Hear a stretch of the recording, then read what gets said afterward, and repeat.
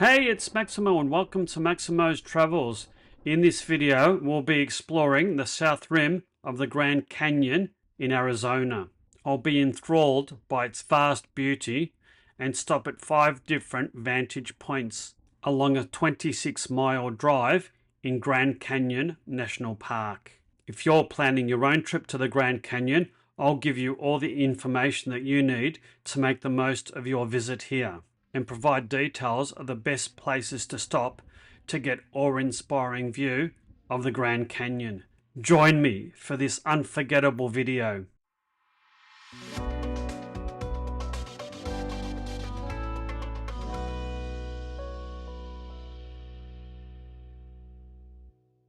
We set off from Page nice and early for our next destination and yet another bucket list item, the Grand Canyon. You think by now we'd be sick of the arid desert landscapes, but no, nothing could be further from the truth. The landscapes were unreal, and it was going to be another long travel day today. We were going to drive for 2.5 hours and around 133 miles from Page to the south rim of the Grand Canyon. The end of our journey today would be Williams, where we had booked a night's accommodation. We'd chosen this route long before we left home in Australia for a number of reasons, but primarily because the roads on the South Rim were a lot more accessible than those on the North Rim and were a lot less subject to weather conditions, such as snow and ice. Because we were travelling in February, this was a likely occurrence, and our research had showed that the roads on the South Rim were hardly ever closed due to inclement weather. We were travelling along routes 89 and then 64, both secondary roads, but both excellent quality, well maintained and easy to drive roads. The scenery, as usual, was quite stunning, especially around Antelope Pass. It was quite high. The elevation here was 6,151 feet, or over 1,875 metres. The temperature hovered around -1 or -2 Celsius, or around about 28 degrees Fahrenheit. Quite cold. We made a quick stop here to take in the Vista. The view from this vantage point was utterly spectacular, as has been from many others in Arizona, and the view of the valley floor was breathtaking. You could see for miles and miles. We kept driving along this rocky and barren landscape.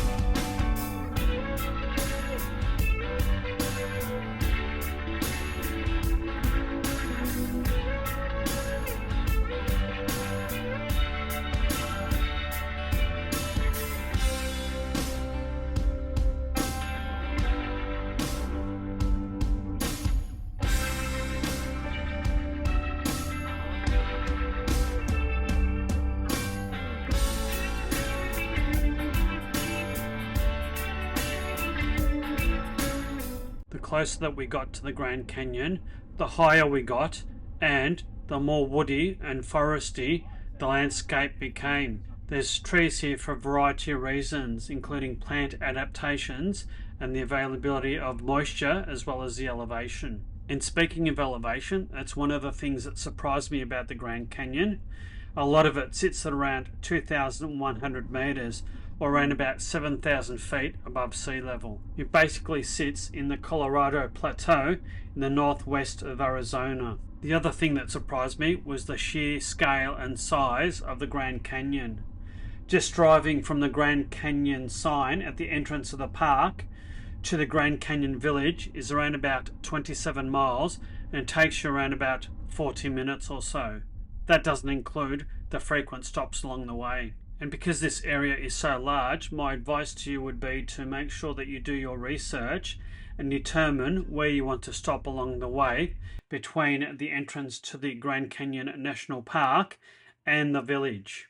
In order to help you plan your trip, I'll make sure that I put the name of every stop that we make in the video as well as the description. The park is open all year round and it costs $35 per vehicle regardless of number of passengers. It wasn't that busy when we visited in February, but if you're visiting during the peak of summer, it's advisable to enter the park before 10 a.m. or after 2 p.m. in order to avoid long wait times. Our first stop was the Desert View compound.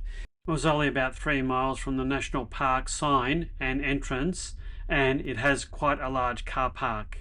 And the observation area, as well as the Desert View Watchtower, is only a couple of 100 yards from the car park. It was a decent day when we visited, but quite chilly with a biting wind, and the wind chill made it feel colder than it actually was. It felt like it was well below zero. So if you're visiting here in the winter months, make sure that you rug up, have plenty of layers, and have a hat, gloves, scarf, and head protection. And in the summer, have protection from the sun and bring plenty of water with you.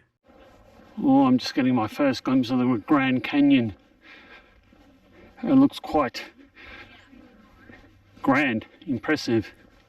I was quite surprised at how high this is. It's around 2,300 meters above sea level. It's about 9 in the morning and it's only 2 degrees Celsius. It's mighty cold. This stone tower is called the Desert View Watchtower. It's a stone tower rising 7 stories and designed and built in 1932. It offers stunning views of the eastern end of the Grand Canyon. But it's not until you go further into the park that you realize how big it actually is. And we were so lucky visiting on the day that we did. The sun was at our backs and it was lighting up the Grand Canyon superbly, and it was excellent visibility. This site is also notorious for a 1956 airline crash that occurred in this area. Joe and I were blown away not only by the strong winds, but by the sheer scale and colours of the Grand Canyon. And shooting the video with a 360-degree camera just gives you such a different perspective. If you want to purchase your own Insta360, you can get a fairly decent discount by using my affiliate link that you can find in the description. From the gift shop, if you climb up one flight of stairs, you'll find a fairly extensive terrace that offers commanding views of the Grand Canyon, as well as a unique perspective of the Watchtower and the immediate surroundings. We went into the Watchtower and warmed up. Visiting the Desert Watchtower is free to enter, however accessing the upper levels is limited and requires a free ticket from the ranger on site.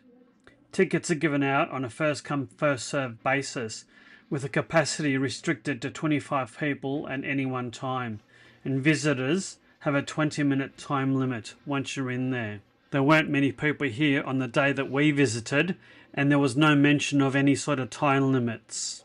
The Watchtower has quite a few stairs.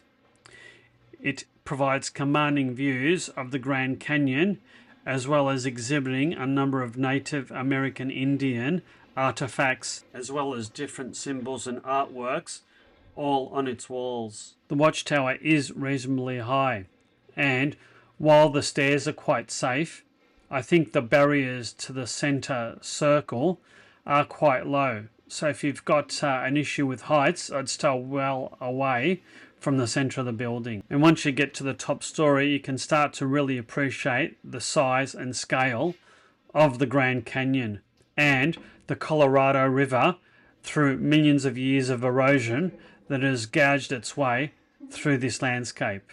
And the sun was casting magical light and shade all through the valley.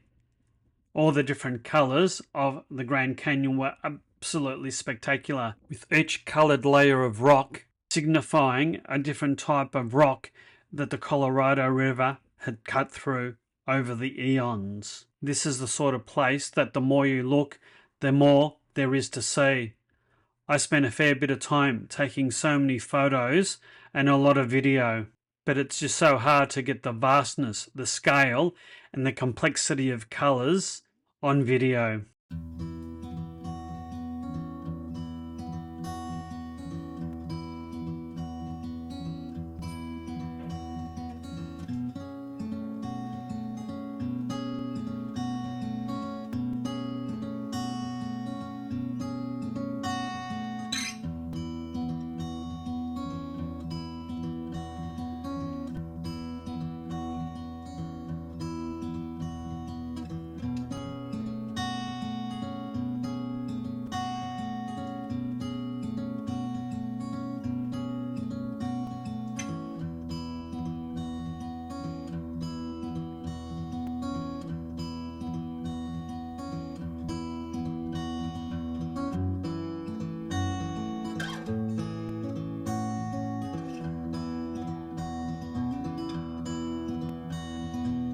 We finished at the lookout and then headed towards the trading post. It's a gift shop as well as a cafe. It was nice and warm in there, and we opted to go and have a coffee as well. They even have a Starbucks up here at the view. Amazing. Suitably warmed, caffeinated, and with a couple of souvenirs in tow, we drove but didn't actually make it that far. We only went about 2.5 miles or 7 minutes away to Lipan Point, which offered yet more spectacular views of the Grand Canyon.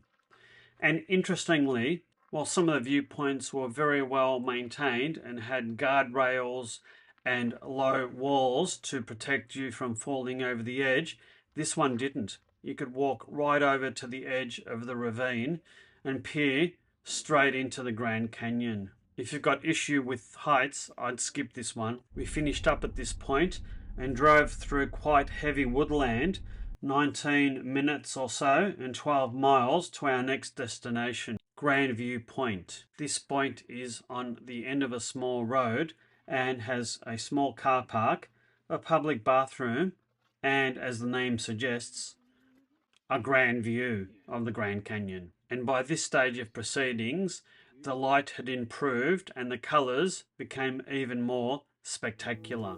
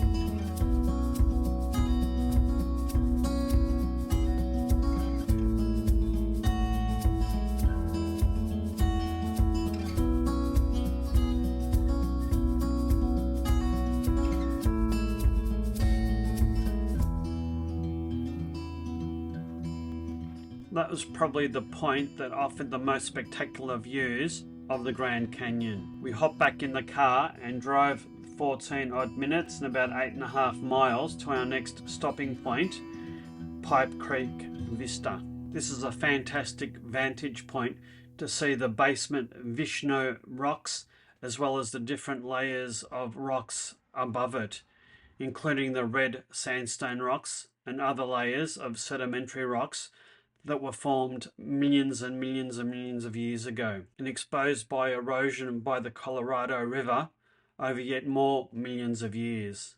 It was truly a stunning and fascinating landscape. Less than a mile along a sealed road, you'll find Yaqui Point. We started walking towards it on a very rough rim trail, but decided against going all the way, as it looked like it'd be too long to get there and back to our car. You can see it in the distance.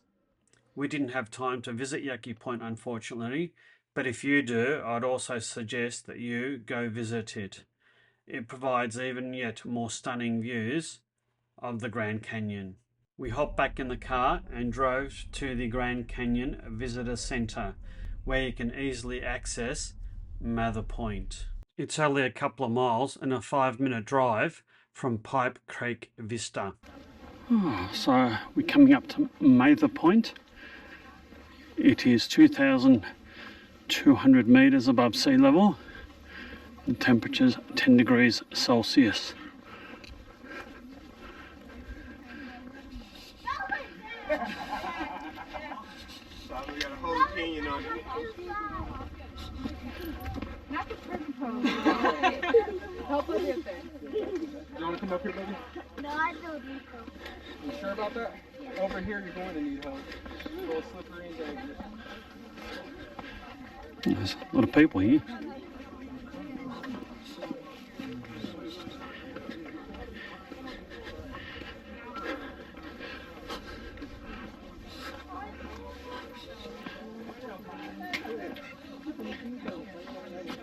This is one of the main viewing points of the whole of the Grand Canyon. There's a big visitor center here and a huge car park, and that would explain why there were so many people here. And the people were here for a very, very good reason.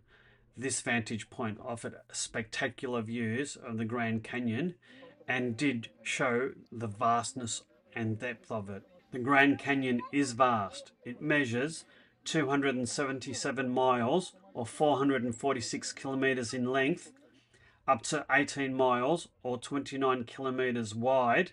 That's over a mile, 6,000 feet or 1,857 meters deep at its deepest point. It's considered one of the world's longest canyons, and the park that encompasses the Grand Canyon covers over 1,900 square miles or nearly 5,000 square kilometers. This was to be our final stop at the Grand Canyon. We'd started off at the Desert View Watchtower point and finished up at the Visitor Center, a distance of nearly 23 miles and around a 40-minute drive. All up, we spent about 5 hours in the national park admiring the beauty of the Grand Canyon and driving to the different vantage points. We decided not to go to the Grand Canyon Village. I don't think the thought of it really appealed to us, just seeing different souvenir shops and restaurants. We decided to leave and head to our next destination, which was Williams. Shuttle buses run in this area, and it's especially important in summer where there's thousands and thousands of people that visit this area every day. Here's a shuttle bus meeting point. There's a handy shuttle bus between all the main viewing points. So we slowly made our way back from Mather Point to the visitor centre and the car park. The visitor centre had lots of interesting facts about the Grand Canyon, its formation and geology. There were a number of buildings in this compound, one being quite a large and modern visitor centre that was manned by park rangers, and one of the features of the visitor centre was a huge diorama that showed just how vast and huge the Grand Canyon was. There was also a couple of cafes and restaurants. We didn't avail ourselves to them, so I can't tell you what they were like. We did, however, spend a bit of time in the gift shop and a bit of money as well. I bought some fridge magnets and t-shirts, and I think Joe bought a t-shirt and also a Grand Canyon headband. It had a very large range of quite tasteful souvenirs. I was impressed. After making our purchases, I was back in the car and we bid farewell to the Grand Canyon National Park. Our final destination for the day was Williams, around about a 1 hour drive and about 60 miles away due south of the Grand Canyon. We were driving on Route 64. This road was of excellent quality and it didn't take us very long to reach the outskirts of Williams. And I was surprised at the number of hotels, resorts and casinos that were there on the way between the Grand Canyon and Williams.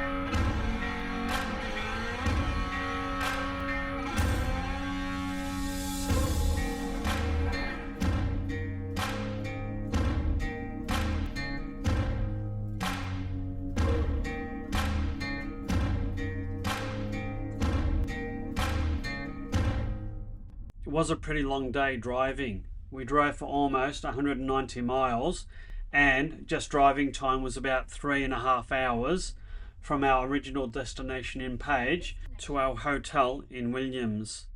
It was late afternoon by the time we checked in. I do hope you've liked this video. If so, please consider hitting that like and subscribe button. Hit that notify bell so you'll never miss another upcoming video. If you'd like to support my channel, please consider buying me a coffee or hit that super thanks button. Look out for my next video as we leave Arizona and head into Nevada and Las Vegas via the Hoover Dam. Thanks so much for watching. Bye now.